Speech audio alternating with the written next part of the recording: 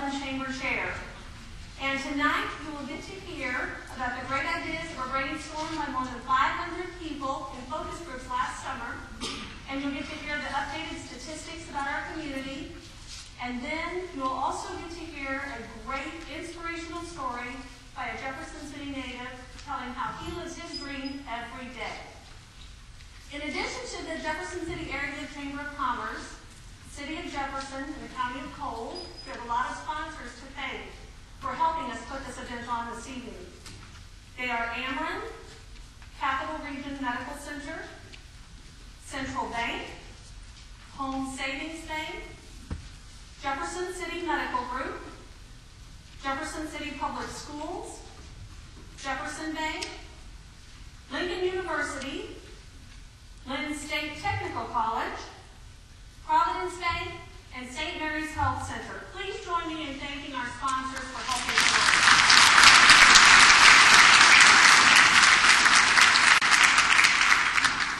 A steering committee made up of the Chamber Board and staff, the City Council, Mayor, and Administrator, and Cole County Commissioners have worked many months to bring to us tonight the rollout of the Economic Development Strategic Plan.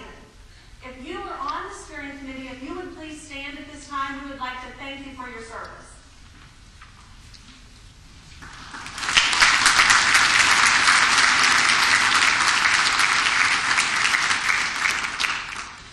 We also want to say a special thank you to Jefferson City High School, the students and staff. They moved operetta practice so that we could have this auditorium this evening, and they are going to produce South Pacific in February, so stay tuned for ticket availability. Right now, we want to start the program with Jon Roberts. He's principal with TIP Strategies. He's an international leader in economic development and has overseen projects throughout the U.S. as well as in Europe and Asia. Let's please give Jon Roberts a Jefferson City welcome on this cold evening.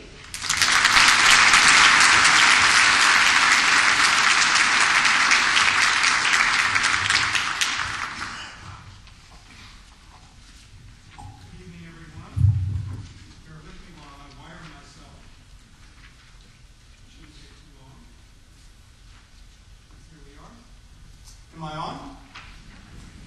Sounds like I might be. Thank you all for coming on this snowy evening. And if I can avoid blocking the screen, I have a PowerPoint presentation. The risk of a PowerPoint presentation, of course, is that you really don't have anything to say. You just hope the slides will remind you what it is that you're supposed to convey to the audience. But I will just use them as backdrop to a discussion that I want to have with you. And that discussion is about the future of Jefferson City.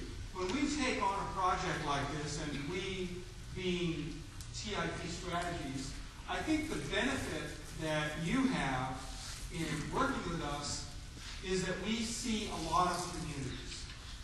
We have a perspective on what happens nationally. So even if we didn't get anything right, we would at least have the advantage of being able to tell you what others are doing. And this just gives you some sense of how broad-based TIP has become. We're currently working, about to start a project in Seattle, Washington, and we're still active in Richmond, Florida, Arizona, and so forth. And the benefit of that is that we have some sense of what it will take for a community to go through a transformative process. I will say, though, that what you are doing is more than just what normally constitutes an economic development strategy. You have done something more. And I can tell you, and Randy won't necessarily like the story, but I'll tell you anyway. When we first started this, I thought, well, can't we just do this one project specific and just say concentrate on the hospital reuse? And Randy blanched. I mean, you could see the color drain out of his head. And it was that point that I thought to myself, something more. This isn't about just doing one or two projects right. This is really about transformation. And that word hadn't occurred yet. But it was bubbling up. It was a way of saying this isn't just 1, 2, 3 things. This is Jefferson City wants to claim its legacy. It wants to be transformative. It wants something more. And I was hesitant. An economic development plan usually works best when you just do some discrete project and you do an impact on that project and you say these are the industries we're going to improve and that's how this is going to work. But I sensed at that point that more was expected. Much more was expected. And so this project became something different from your typical economic development plan. It really became a way of saying, you know, Jefferson City, good enough isn't good enough anymore. And you'll hear me say that again. Good enough isn't good enough anymore. Because the nature of your economy is such that you can survive things. State government, for all of its bumps and dips in the road, nevertheless gives you a cushion. But that cushion in a competitive environment and with your changing demographic structure suggests that you had better do more and that good enough isn't good enough. So in that spirit, I want to give you a little bit of the background to what led into this plan. And the first piece of this background is the economy in general. And those of you who are living it, all of us in other words, but I mean as opposed to a younger generation, when they look back on this, it will be a little bit like our parents, and in some cases grandparents, going through the late 20s and 30s. It's my father who would not throw that last little bit of butter out. He was so nervous that when he cleaned the butter dish with a paper towel, he wondered about throwing the paper towel away. You know what I'm talking about? That mentality percolated into us. We still experience it. We still have that sense that, you know, we're not going to throw away that jam container if there's any jam left in it because of what they went through. And I'm suggesting that we are in a similar kind of dynamic now. And this illustrates it. This looks at recessions all the way back to 1970s. This is a little bit hard to read. I don't want to do eye tests for you. But these are the various recessions, 1974 to 1976. And what you'll see in each of these is that this particular recession, the one that we're in, is deeper and longer.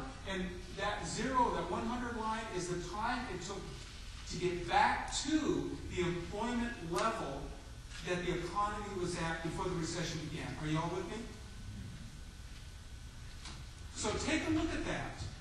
Take a look at that. And you'll begin to get a sense that in 2001, that tech bust, that was a hard hit on the economy. But this one, look at where we are in December 2010. This is serious stuff. And while you have a little bit of a cushion, the national economy is at best, looking to return to previous levels of another 5 years minimum. And what communities do while they're in that recession will make a huge difference. And that's why I'm totally buying the Chamber's argument that transformation is required.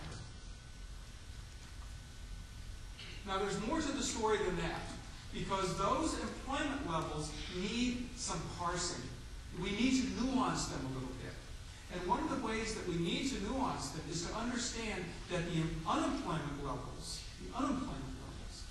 are largely dependent on your educational attainment. If you have a college degree, and I'm betting most of you do, or are about to have one, for those of the younger demographic of this audience, the national unemployment rate for college graduates never broke 5%. It never broke 5%. At the worst of our recession. However, if you didn't have a high school degree, you were up over 15% and you're still at 14%. The education differential in employment is absolutely enormous. A community that isn't committed to a young, educated population will suffer disproportionately. And here's the problem. The problem is, if you look at this, this shows from January 99 up till now, the gap is growing. It's growing.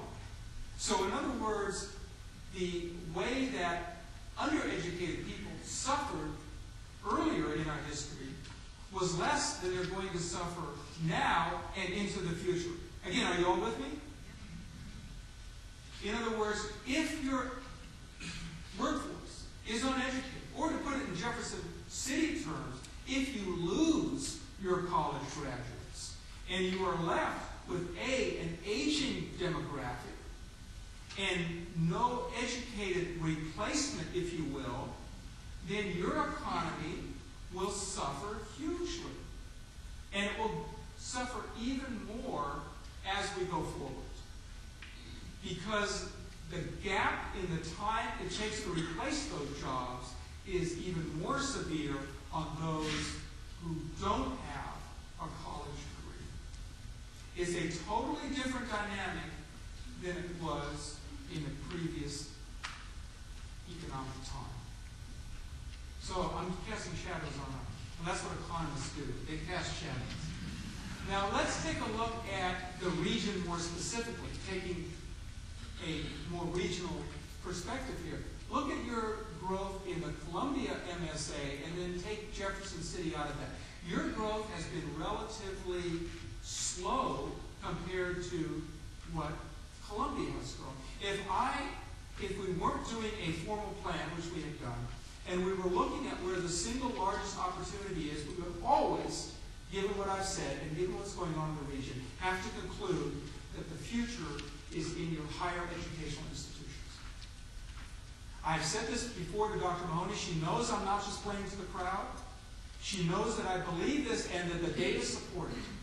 And that includes not just your higher educational institutions here, in Lincoln, but also Columbia, specifically in Missouri. Now, when you look at your own job base here, and this is by industry sector, you'll see, of course, what you all know, that the bulk of your employment is in state government. The retail trade sector is still vulnerable, is still fragile. And healthcare and social assistance, along with education, are one of the few that are growing employment. But that is not a trade sector, meaning you can't rely exclusively on employment growth there. When you look at other areas where we would hope that you would be competitive in information and media, in some of the IT areas and professional technical services, your employment growth, your overall concentration is low, and your expected growth in that sector is also low. A transformation is required. You don't want to be wholly dependent upon one or two sectors, especially if those sectors aren't trade sectors, which means they're not producing products that can be sold and moved outside of the region.